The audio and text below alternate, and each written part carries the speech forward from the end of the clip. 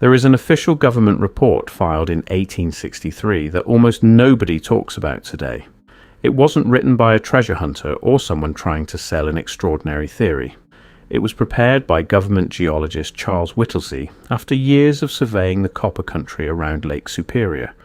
His job was simple: document what American mining companies were finding as they opened new mines across Michigan's Upper Peninsula. What they expected to discover was untouched copper. What they actually found was something completely different. Long before the first American mining companies arrived, someone had already been there.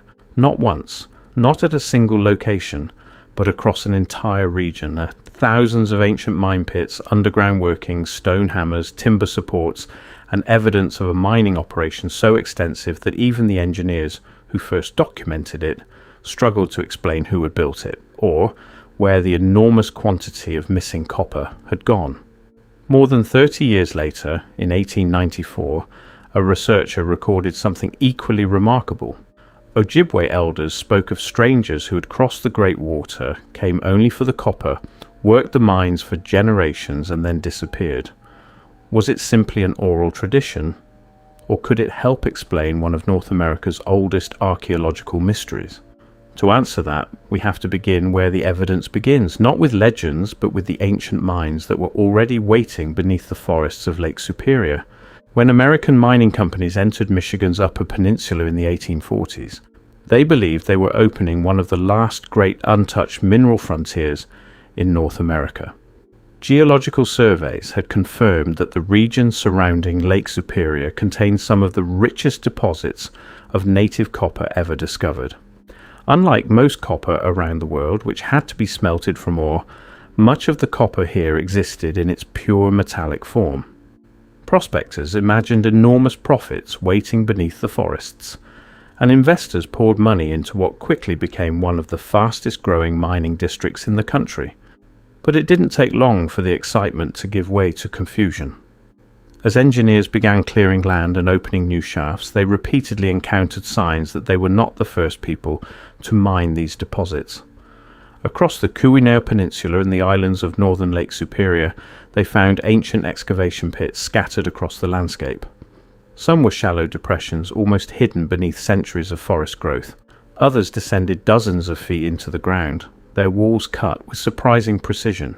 In many places, massive trees had grown directly inside abandoned mine pits, their roots wrapping around broken rock that had clearly been disturbed long before the forests reached maturity. This was not what anyone had expected to find. The more ground they surveyed, the more these ancient workings appeared. They weren't isolated discoveries made by a single mining company. Different crews working miles apart and often with no connection to one another reported remarkably similar features. There were trenches following exposed copper veins, carefully cut drainage channels designed to keep water from flooding the excavations, and piles of waste rock stacked in ways that suggested organized mining rather than casual collection. Then came the tools. Hundreds of stone hammers began appearing at sites throughout the region. Most were made from extremely hard volcanic rock, shaped to fit comfortably in the hand and worn smooth from repeated use. Some weighed only a few pounds, while others were so heavy they would have required tremendous effort to swing. Archaeologists would eventually recover thousands of these hammerstones, many still lying exactly where ancient miners had left them beside exposed copper deposits. To 19th century engineers, their presence raised an obvious question. If these mines had been worked with stone tools, who possessed the knowledge and organization to carry out an operation on this scale? The evidence suggested far more than occasional visits to collect surface copper. It pointed toward generations of experienced miners who understood the rock beneath their feet. In several locations, investigators found clear signs of a technique now known as fire setting. Before explosives existed, miners would build large fires directly against a rock face, heating the stone for hours before rapidly cooling it with water. The sudden change in temperature fractured the rock, making it possible to remove large masses of native copper with surprisingly simple tools. It was an effective method, but not one discovered by accident. Fire setting required planning, experience, and an understanding of how different types of stone responded to heat. It represented knowledge passed down over many generations, knowledge shared by ancient mining cultures in Europe, the Near East, and, as the evidence suggested, the shores of Lake Superior as well.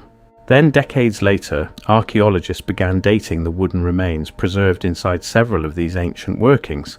The results transformed an unusual mining story into one of North America's greatest archaeological mysteries. Some of the timber recovered from the old shafts was approximately 3,000 years old.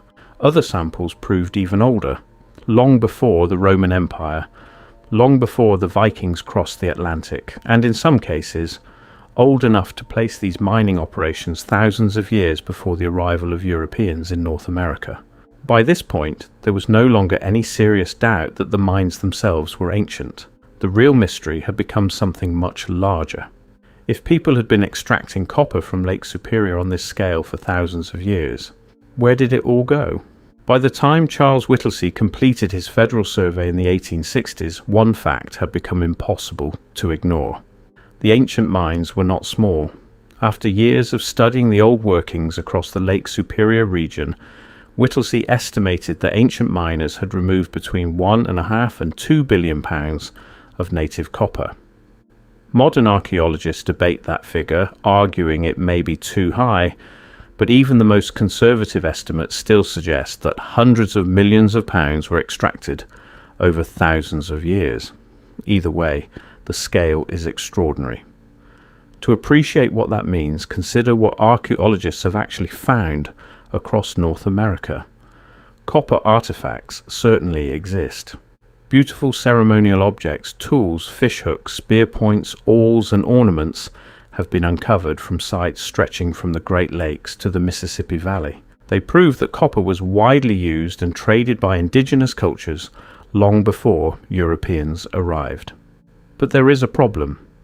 The total amount of copper recovered from all of those archaeological sites represents only a tiny fraction of what appears to have been removed from the Lake Superior mines. The numbers simply don't match. If hundreds of millions of pounds of copper were extracted, where is the rest? Was it melted down and reused over countless generations? Did it disappear through trade networks that archaeologists have not yet fully reconstructed? Or was a significant portion carried somewhere far beyond the Great Lakes? That last question has fascinated researchers for more than a century, because solving it doesn't just require explaining the missing copper. It requires explaining who had the knowledge, organization, and transportation needed to move such enormous quantities of metal in the first place. And that is where the mystery begins to leave the mines and move onto the water. Once researchers accepted that the ancient mines were real, a second question became much harder to avoid. If enormous quantities of copper were removed from the Lake Superior region, how was it transported? Moving a few £100s is one thing. Moving hundreds of millions of pounds over centuries is something entirely different. Lake Superior is not a small inland lake. It is the largest freshwater lake on Earth by surface area, capable of producing storms powerful enough to sink modern ships. Anyone transporting large quantities of copper would have needed more than simple canoes or temporary rafts. They would have required organized logistics, experienced crews, and vessels capable of carrying heavy cargo across open water again and again. That question becomes even more interesting when you look across the Atlantic. During the European Bronze Age, civilizations produced enormous quantities of bronze for tools, weapons, ceremonial objects, and trade. Bronze is made primarily from copper and tin, and for decades archaeologists have debated whether Europe's known copper sources were sufficient to meet that demand. While Europe certainly had productive mines, some researchers argue that the scale of Bronze Age metal production raises questions that are still being studied today. In recent decades, scientists introduced another tool into the discussion: isotopic analysis. Because copper forms under different geological conditions, deposits from different regions can sometimes carry distinct chemical signatures. Researchers have used these signatures to compare ancient copper artifacts with known mining areas around the world. Some studies have suggested similarities between certain artifacts and copper from the Lake Superior region, while others disagree with those interpretations and argue that the evidence is not yet conclusive. The debate continues and no broad academic consensus has been reached, but regardless of where that discussion ultimately leads, one fact remains unchanged. The ancient mines around Lake Superior existed, the copper was extracted, and a remarkable amount of it has never been accounted for. Then, more than 30 years after Charles Whittlesey filed his federal report, another piece of the puzzle appeared, not from a geologist or a mining engineer, but from the oral history of the people whose ancestors had lived beside those ancient mines for generations. In 1894, a researcher sat down with Ojibwe elders and carefully recorded what they remembered about the people who came for the copper. In 1894, the Wisconsin Historical Society published a collection of Ojibwe traditions recorded from elders whose families had lived around Lake Superior for countless generations. Among those accounts was one that has attracted growing attention from researchers interested in the ancient copper mines. The elders did not describe discovering the mines themselves, they spoke about the people who worked for them. According to the account, strangers arrived from the east, crossing the Great Water in large vessels. They were remembered as organized groups who seemed to know exactly where the copper could be found. They did not wander through the forest searching for deposits. They traveled directly to the mining areas, extracted the copper, and returned to the water with it. Whether every detail reflects a literal historical event or generations of oral tradition is something historians continue to debate. What makes the account remarkable is how closely several descriptions align with archaeological evidence that had already been documented independently. The Ojibwe described fires being built against exposed rock to break it apart before the copper was removed. Long before those traditions were recorded, archaeologists had already identified evidence of fire setting inside many of the ancient mine workings. Burned rock surfaces, ash deposits, and fracture patterns all pointed to the same mining technique. The traditions also describe copper being moved from the mines toward the shoreline, where it was loaded onto waiting vessels. Today, archaeologists know that many of the largest prehistoric mining sites are located only a short distance from the shores of Lake Superior and Isle Royale. While that alone does not prove where the copper ultimately travelled, it does show that transporting heavy material by water would have been the most practical route available. Perhaps the most intriguing part of the Ojibwe account is how it ends. There is no great battle, no catastrophe, no story of the miners suddenly disappearing overnight. Instead, the elders simply recall that after many years the strangers finished their work, loaded the last of the copper onto their vessels, and departed across the water in the same direction from which they had come. Then the lake became quiet again. For generations that memory survived through oral tradition before finally being written down in 1894. By itself, the testimony does not answer every question surrounding the ancient mines, but when it is placed beside the archaeological evidence, the thousands of mine pits, the stone hammers, the fire setting, and the immense quantity of copper that was extracted, it becomes one more piece of a puzzle that historians and archaeologists are still trying to understand. And more than a century after those words were first recorded, the central mystery remains exactly the same. More than a century and a half has passed since Charles Whittlesey walked the shores of Lake Superior, documenting what American mining companies were uncovering beneath the forests of Michigan's Upper Peninsula. During that time, technology has transformed archaeology. Excavations have become more precise. Radiocarbon dating has allowed researchers to determine the age of ancient wooden mine supports with remarkable accuracy. Geological analysis has revealed how the copper formed millions of years before humans ever arrived. Every generation has brought better tools and new methods for studying the past. Yet despite all of that progress, the central mystery remains surprisingly unchanged. No one questions that the ancient mines exist. Thousands of prehistoric excavation pits have been documented across the Keweenaw Peninsula and on Isle Royale. Archaeologists have recovered thousands of hammerstones shaped from hard volcanic rock, many still lying beside exposed copper veins where they were last used. Burned rock surfaces and layers of charcoal continue to provide evidence that ancient miners used fire setting to fracture solid stone, long before explosives existed. The archaeological evidence for large-scale prehistoric copper mining is not controversial. It has been studied for generations and continues to be investigated today. The unanswered questions begin only after that point. Who organized such an enormous mining operation? How was knowledge of techniques like fire setting developed and passed from one generation to the next? How many people worked these mines over the centuries? And perhaps the most difficult question of all, what became of the copper? Even if the highest 19th century estimates are reduced significantly, the scale of extraction remains extraordinary.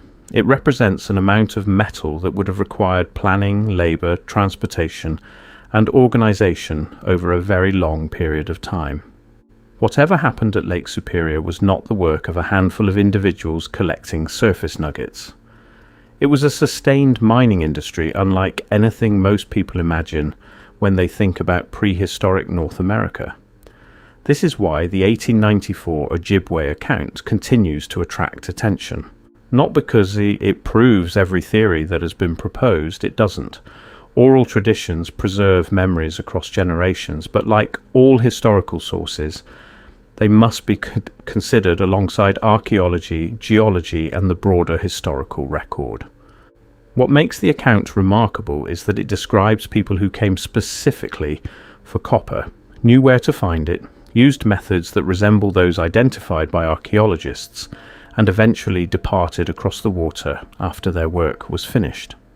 Whether those details preserve an exact historical memory or a tradition shaped over centuries is something historians continue to explore. And that is where the story becomes so fascinating.